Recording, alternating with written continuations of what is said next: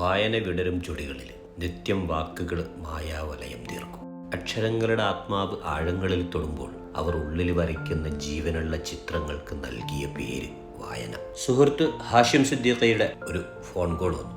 Sharjah അന്താരാഷ്ട്ര പുസ്തകോത്സവത്തിന് പോകലായിരുന്നു ആ വിളിയുടെ ഉദ്ദേശം. ലോകത്തിലെ 100-ൽ കൂടുതൽ രാജ്യങ്ങളിലെ പ്രസാധകരും എഴുത്തുകാരും സാംസ്കാരിക പ്രവർത്തകരുമൊക്കെ എത്തുന്ന ഷാർജ എക്സ്പോ സെന്ററിലേക്ക് പോകാൻ പിന്നെ മറ്റൊന്നിൻ്റെയും ആവശ്യമില്ലല്ലോ. ആഗോളരംഗത്ത് ഏറെ പ്രശസ്തമായ ഷാർജ ബുക്ക് അതോറിറ്റി സംഘടിപ്പിക്കുന്ന അന്താരാഷ്ട്ര പുസ്തകമേളയുടെ 43ാമത് പതിപ്പാണ് ഷാർജ എക്സ്പോ സെന്ററിൽ നടക്കുന്നത്. ഈ വർഷത്തെ വിശിഷ്ടാതിഥിയായി തിരഞ്ഞെടുത്ത രാജ്യം മൊറോക്കയാണ്. മൊറോക്കൻ സാഹിത്യത്തെയും സർഗാത്മകതയെയും പ്രേക്ഷകരെ ബന്ധിപ്പിക്കുന്ന ശില്പശാലകൾ, കലാപരമായ പ്രകടനങ്ങൾ, ഉൾക്കാഴ്ചയുള്ള ചർച്ചകൾ, വിജ്ഞാന വിനിമയത്തിനായി രൂപകൽപ്പന ചെയ്ത സാംസ്കാരിക ഫോറങ്ങൾക്കൊപ്പം സമ്പന്നമായ സാംസ്കാരിക വൈവിധ്യം പ്രദർശിപ്പിക്കുന്ന റോമിംഗ് ഷോകളും വിശിഷ്ടാതിഥിയായ മൊറോക്കയുടെ വകയുണ്ടായിരുന്നു. ഒരു പുസ്തകത്തിൽ നിന്നും ആരംഭിക്കുന്നു എന്നതാണ് ഈ വർഷത്തെ പുസ്തകോത്സവത്തിൻ്റെ പ്രമേയം. സാമൂഹ്യ ശിലകളുടെ അടിസ്ഥാന ശിലകളായി വായനയും അറിവും നിലകൊള്ളുന്നു എന്നതാണ് ഈ പ്രമേയം കൊണ്ട് ഉദ്ദേശിക്കുന്നത്.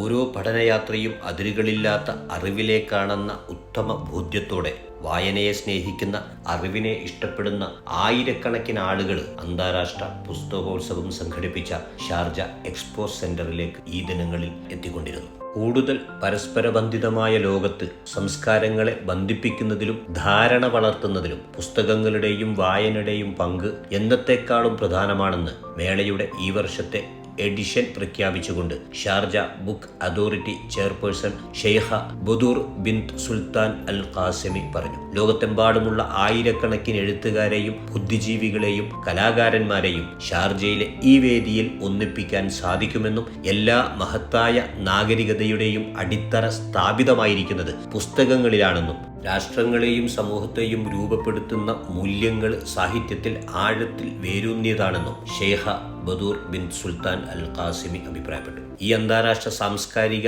പരിപാടി യുടെ വിശിഷ്യ ഷാർജയുടെ അറിവ് വികസിപ്പിക്കുന്നതിലും അത് പ്രചരിപ്പിക്കുന്നതിൽ പുസ്തകങ്ങളുടെ നിർണായക പങ്കിന് അടിവരയിടുന്നതിലുള്ള പ്രതിബദ്ധതയാണ് വ്യക്തമാക്കുന്നതെന്ന് CEO Ahmed bin Rakkad Al Ameri പറഞ്ഞു. UAE സുപ്രീം കൗൺസിൽ അംഗവും ഷാർജ ഭരണാധികാരിയുമായ Sheikh doctor Sultan bin Muhammad Al ഖാസിമിയുടെ മാർഗനിർദ്ദേശമനുസരിച്ച് സംഘടിപ്പിക്കുന്ന ബുക്ക് ഫെയർ ഈ മേഖലയിലെ ഏറ്റവും പുതിയ ട്രെൻഡുകൾ പര്യവേഷണം ചെയ്യുന്നതിനും നൂതന ആശയം കൈമാറ്റം ചെയ്യുന്നതിനും വായനക്കാർ, രചയിതാക്കൾ, വിവർത്തകർ, ചിത്രകാരന്മാർ, ചരിത്രകാരന്മാർ എന്നിവരെ ഒരുമിച്ച് കൊണ്ടുവരുന്ന ഒരു വിജ്ഞാനാധിഷ്ഠിത സമൂഹത്തിനുള്ള സമഗ്ര വേദിയായി മാറിയെന്നും ഷെയ്ഖ് സുൽത്താൻ ബിൻ മുഹമ്മദ് അൽ ഖാസിമി അഭിപ്രായപ്പെട്ടു. വർഷാവർഷങ്ങളിൽ നടക്കുന്ന ഷാർജ പുസ്തകോത്സവത്തിന് മാറ്റുകൂട്ടാറുള്ള ഈയൊരു പ്രത്യേക കാര്യം പറയാതെ പോയാൽ അതൊരു നീതീകരിക്കാനാകാത്ത തെറ്റായി പോകും. ഇന്ത്യയെ പ്രതിനിധീകരിക്കുന്ന പവലിയനുകളിൽ അധികവും നമ്മുടെ സ്വന്തം മലയാള പ്രസിദ്ധീകരണ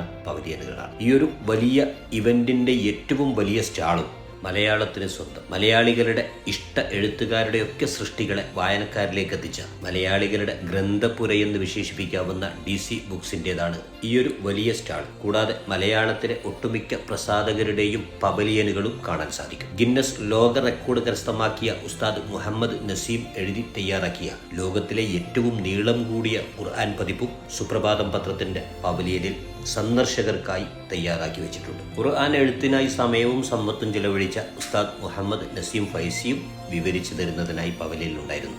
വായിച്ചാലും വളരും, വായിച്ചില്ലേലും വളരും, വായിച്ചാൽ വിളയും, വായിച്ചില്ലേൽ വളയുമെന്ന കുഞ്ഞുണ്ണി മാഷിന്റെ കുട്ടിക്കവിതയുടെ അർത്ഥം മനസ്സിലാക്കി വായനയിലൂടെ അറിവിന്റെ വാതായനങ്ങൾ തുറക്കാൻ ഏവർക്കും സാധിക്കട്ടെ. ഷാർജ ഇന്റർനാഷണൽ ബുക്ക് ഫെയർ അതിനൊരു നിമിത്തമാവട്ടെ എന്നാശംസിക്കുന്നു. ഒരു പുസ്തകത്തിന്റെ 2 പുറംചട്ടകൾ 4 ചുമരും മേൽക്കൂരയുമുള്ള ഒരു മുറി പോലെയാണ്. ആ പുസ്തകം വായിക്കുമ്പോൾ ആ മുറിക്കുള്ളിൽ ജീവിക്കുകയാണ് വായനക്കാരൻ. വായിച്ചു വായിച്ചു വളരാനും വായന സ്വന്തത്തിനും സമൂഹത്തിനും ഉപയോഗപ്പെടുത്താനും ഏവർക്കും സാധിക്കട്ടെ.